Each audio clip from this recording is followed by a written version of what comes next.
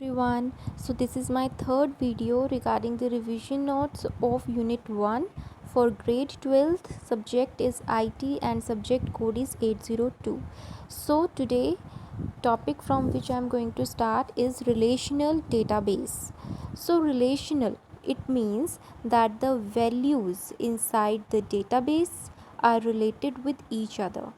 It is the one from the various database, as we have number of database.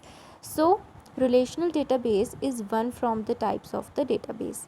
Relational database was developed by EF Code at IBM in 1970, and it is designed in a row and column form. That is the database. The data we stored in this type of database is in the tabular form.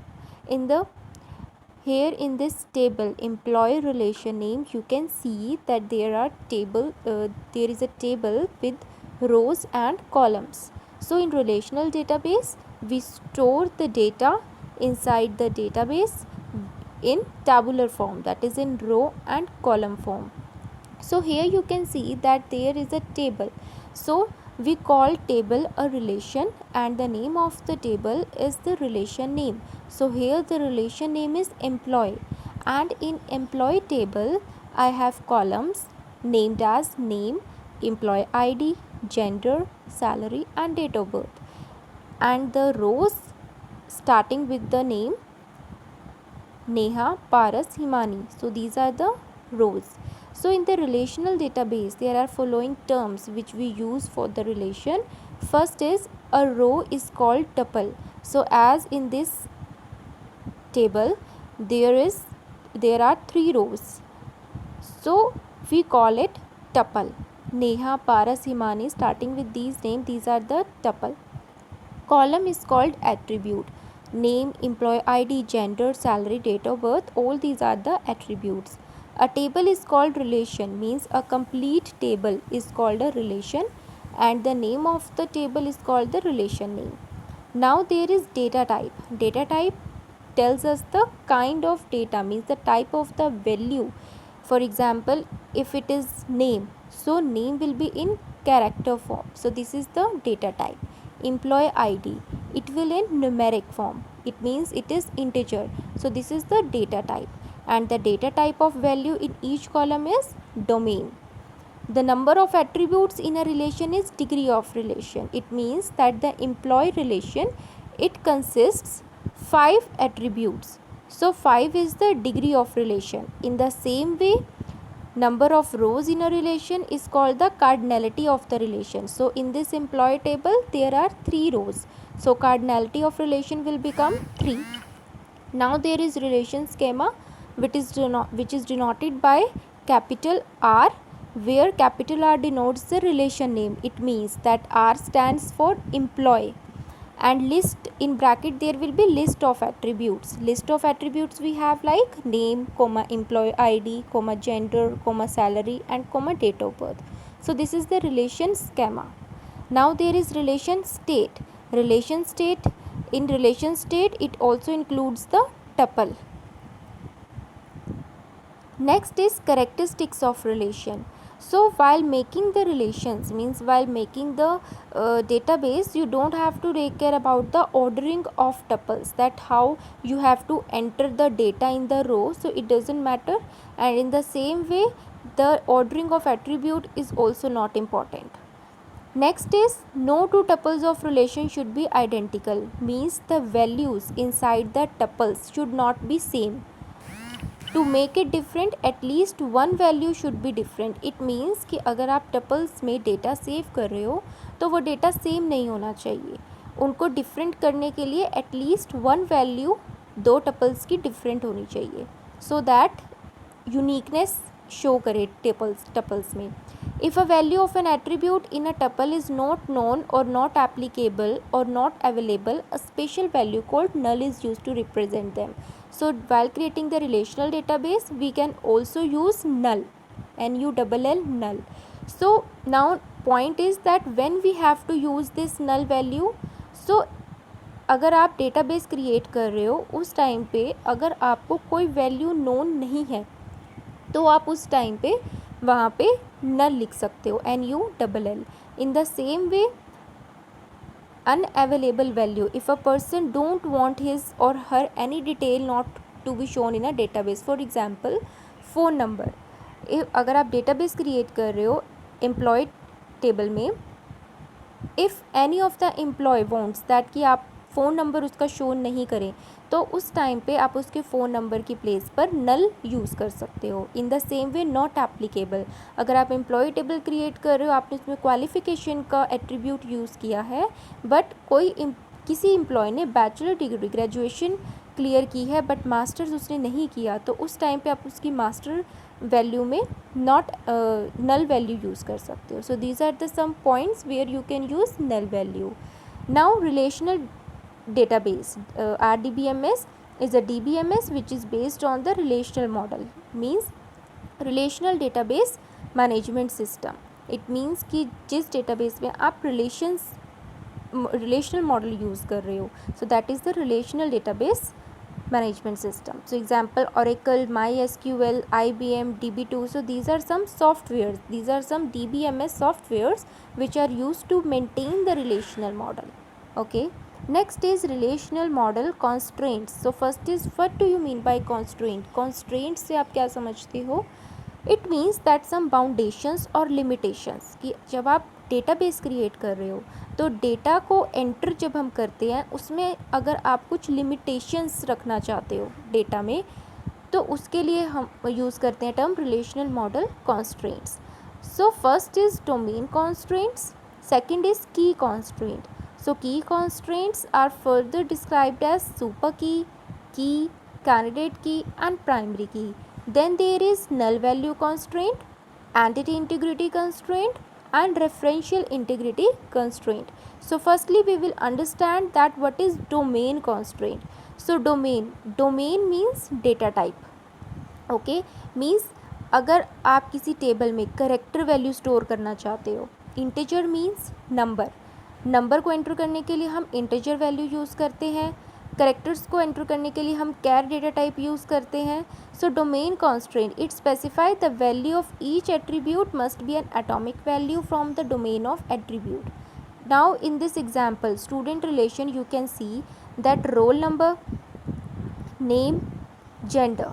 Okay, so roll number 2 3 4, name Himani, Preeti, Priya, and in gender you can see male or female, but in second tuple with Preeti gender we have written F1, so this value is not allowed. Okay, it will create an error. Why? Because we have taken gender as a data type as character, so F1 is not a character, not allowed as data type is character, is only allowed not integer. So F1 will become integer, so we have to enter only character value. So domain constraint means कि हमने data base में limitations show की है कि gender की value character होनी चाहिए, integer नहीं होनी चाहिए. So this will be the domain constraint. Next is की constraint. For this we need to understand the concept of super key, candidate key and primary key. So in this, here you can see in the table there is student phone, student number, student name, student state, student age and student country. So these are the attributes. Okay, so here इस database में table में जो आपको values unique दिख रही हैं, unique means जो repeat नहीं हो रही. लाइक आप स्टूडेंट कंट्री में देखिए, कंट्री तीनों टपल्स में सेम है, स्टूडेंट एज डिफरेंट है, स्टूडेंट स्टेट भी डिफरेंट है, स्टूडेंट नेम भी डिफरेंट है, स्टूडेंट नंबर भी डिफरेंट है, स्टूडेंट फ़ोन नंबर भी डिफरेंट है.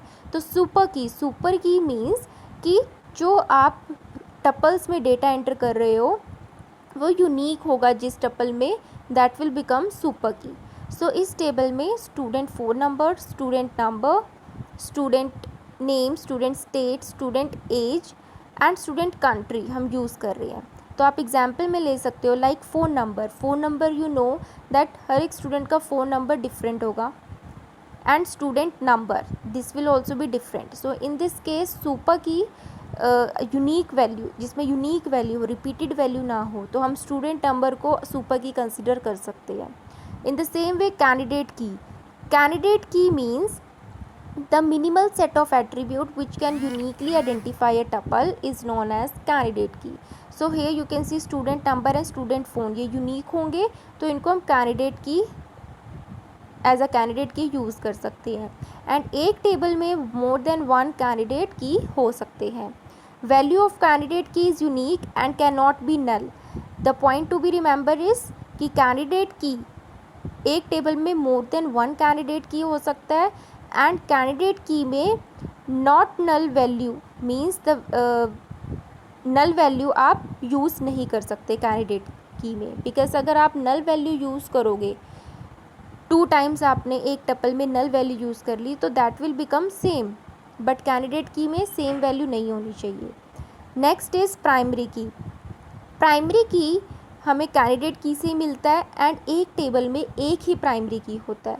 There can be more than one candidate key in a relation out of which one can be chosen as the primary key. Means primary key हमें candidate की से ही मिलता है, but primary की 1 होता है, कैंडिडेट की मोर देन 1. एक टेबल में मोर देन वन कैंडिडेट की भी हो सकता है. प्राइमरी की के एग्जाम्पल के लिए हम स्टडी करते हैं कि from student relation student phone student number can be candidate key from which we can take one as a primary key, that is student number. Okay, so primary key is always one in a relation. Relation between primary key, super key and candidate key. So what is the relation here? You can see that super key एक table हमने create किया जिस attribute में सभी values unique होंगी, वो super की होगा. कैंडिडेट की एक टेबल में मोर देन वन कैंडिडेट की हो सकता है और उसमें हम नल वैल्यू यूज़ नहीं कर सकते. प्राइमरी की कैंडिडेट की में से ही हमें प्राइमरी की मिलता है एंड प्राइमरी की एक टेबल में एक ही होता है. Now what do you mean by key? It is a minimal super key, which means that if any attribute from super key has been removed then it is no longer a super key. Means अगर आप super key के set में आप 3 attribute ले रहे हो, उसमें से अगर एक एट्रीब्यूट आप रिमूव कर रहे हो तो वो वाला एट्रीब्यूट आपका सुपर की नहीं रहेगा. Then there is null value constraint. Null value constraint primary key में हम नल वैल्यू यूज़ नहीं करेंगे, कैंडिडेट की में हम नल वैल्यू यूज़ नहीं करेंगे. ओके, सो अगर आप एक टेबल में किसी भी एट्रीब्यूट को प्राइमरी की या कैंडिडेट की यूज़ कर रहे हो तो उसमें आप नल वैल्यू को यूज़ नहीं कर सकते. So this is null value constraint कि in student relation student name can not be null as it must be have a valid name. Sometimes it is required that certain attribute cannot be null from which we use null value constraint. ठीक है, अगर आपको किसी भी value को null set नहीं कर सकते, मतलब प्राइमरी एंड कैंडिडेट की में किसी भी वैल्यू को आप नल वैल्यू सेट नहीं कर सकते तो उस केस में आप नल वैल्यू कंस्ट्रेंट यूज़ करेंगे. Then there is entity integrity constraint. It means कि as primary key has unique value, primary key में यूनिक वैल्यू होता है, हम उसमें नल वैल्यू को यूज़ नहीं कर सकते. अगर हम उसमें नल वैल्यू को यूज़ करते हैं तो हमारे जो डेटा है उसमें डुप्लीकेसी अकर होगा.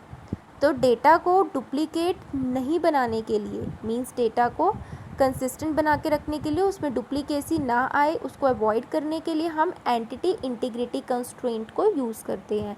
Then there is referential integrity constraint.